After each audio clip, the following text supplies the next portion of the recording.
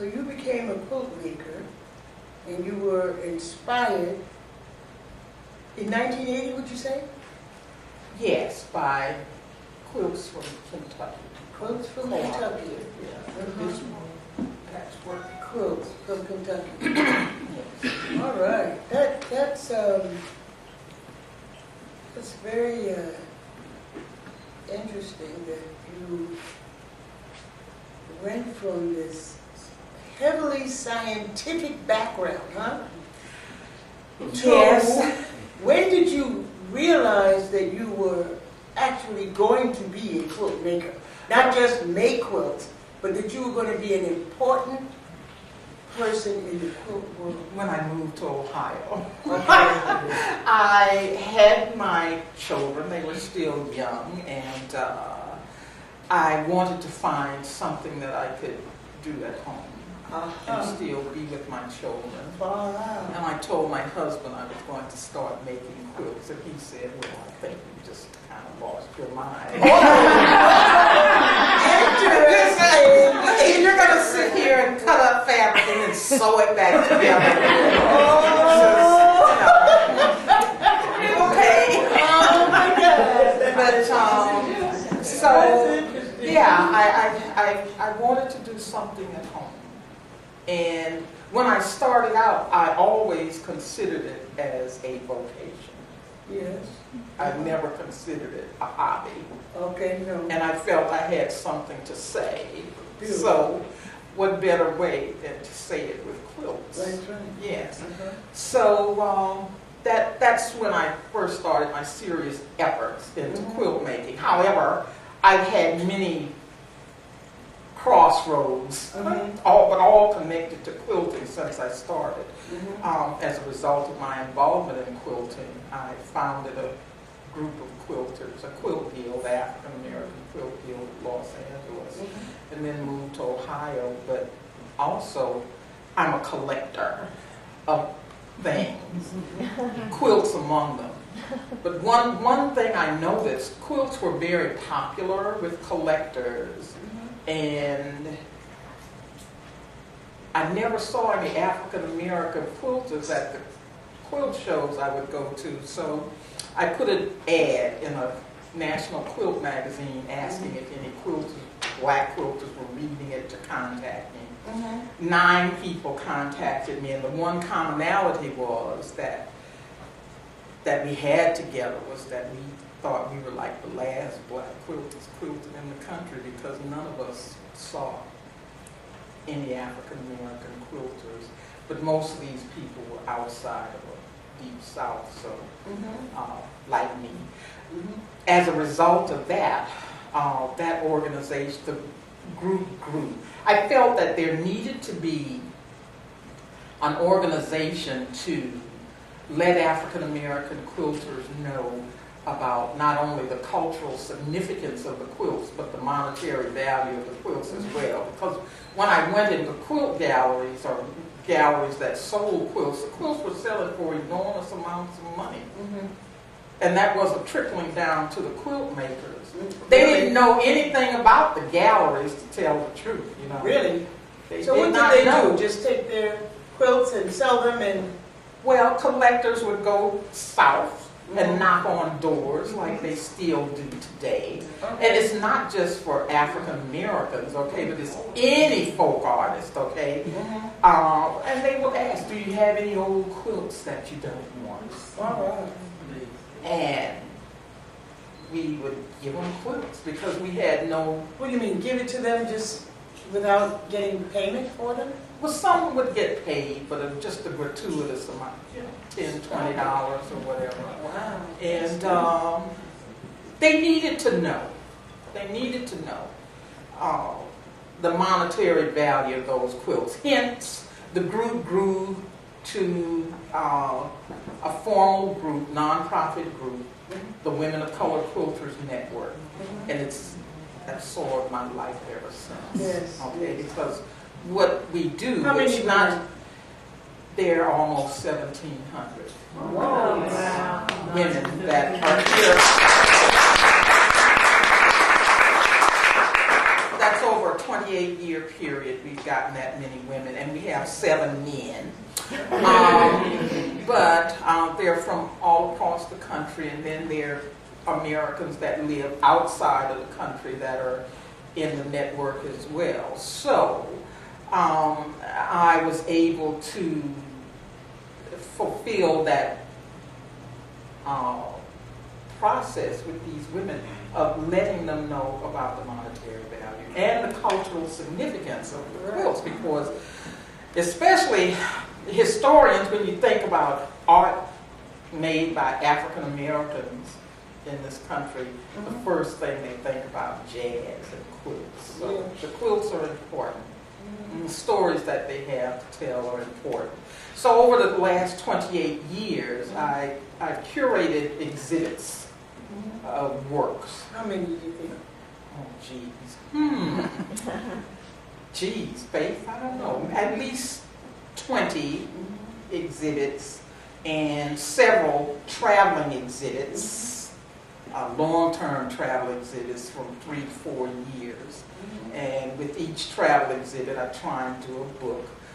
Well, I do a catalog because I want to document the work. That's very important to me. So curating has taken up a lot of my time for the past 12 years. And that's so generous of you. Well, yes, it is.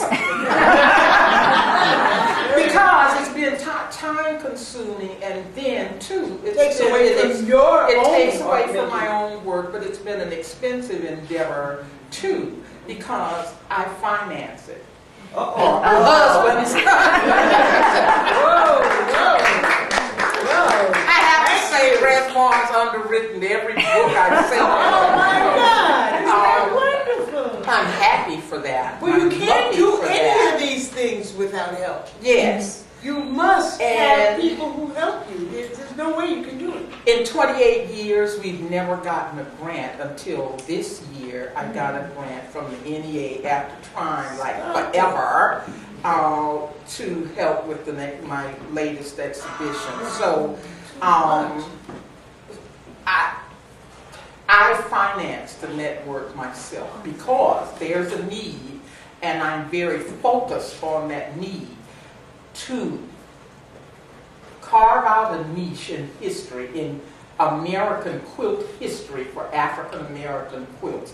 People have to know what we have done as quilt makers, and there's prior to the entry of Questa, Benberry, and Roland Freeman, Gladys Fry. Let me say this. I have to just give us this notification that Questa Benberry was our first lifetime achievement, right?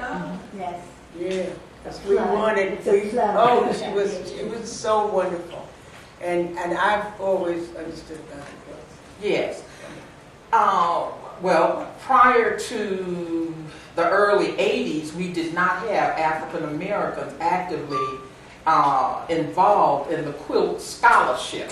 We were not writing the books, until Roland Freeman and Questa Benberry. As a result of that, there was a lot of misinformation about African American quilts, what they are and what they aren't. Right. And we weren't in the mix to make that call until of late. So it's important for me that we do have a voice. We do have a voice, and people know what we do. We're not just about improvisational quilts, but the African American quilt community is filled with a variety of quilts, and we cannot be pigeonholed. And that's what I feel I'm charged with doing, showing that variety and documenting that history, and that the quilts are so powerful, and you cannot extract the community from the quilt. You can't subtract the artist from the community. So with each, when I say community, I mean culture. So with each exhibition, it's lessons in African American history. I curated a show, Threads of Faith, that talked about the spirituality of African Americans and how they celebrate that spirituality. Then I had Textural Rhythms, which traced the history of jazz, and another show that traced the history of African American women in this country. And coming from Louisiana, I'm very superstitious, okay? The first quilt I get when I'm curating a show always sets the tone for the show. Always, I know, okay? All of them have been hits, okay? But the temperature and timber of that show, to me, is defined by the first quilt I get. First person the very who sends first it in. quilt I get. For the Women's History show, I got the first quilt, came in from Durham, North Carolina, and the maker, Marjorie Freeman. I opened that box and I looked at the quilt and I knew the quilt talks. You don't, even if you don't have to know the story, you can feel that quilt, okay? And that quilt was talking, it was beating drums, and it was about this was sort of Women's History show, and that quilt was about the last 2 hours of her mother's death.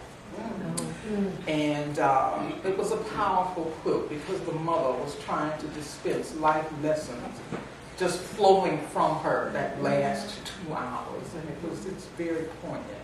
With this latest show, And Still We Rise, the first quilt I got was from a quilt maker who, Charlotte O'Neill, who used to live in the United States, and now she and her husband, Black Panther Party members, are living in Tanzania.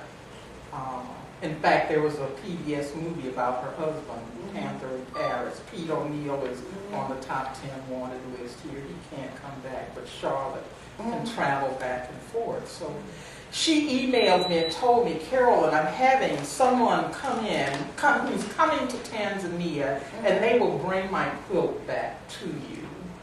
And she told me the title of the quilt. And I didn't have to see that quilt to know it was talking. The title of the quilt, and let me back up. The show is And Still We Rise, Race, Culture, and Visual Conversations, traces 400 years of history from 1619 to present day.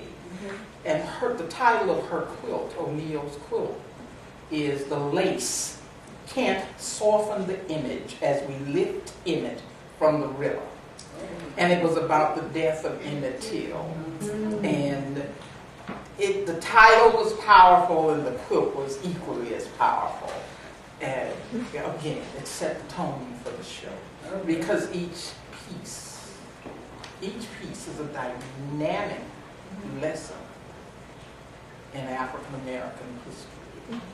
And